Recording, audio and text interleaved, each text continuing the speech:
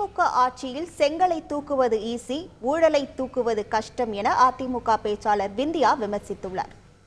உதயநிதி வராரு, 5 வருஷத்துக்கு முன்னாடி வந்த அதே செங்கலோட மறுபடியும் பிரச்சாரத்துக்கு வராரு.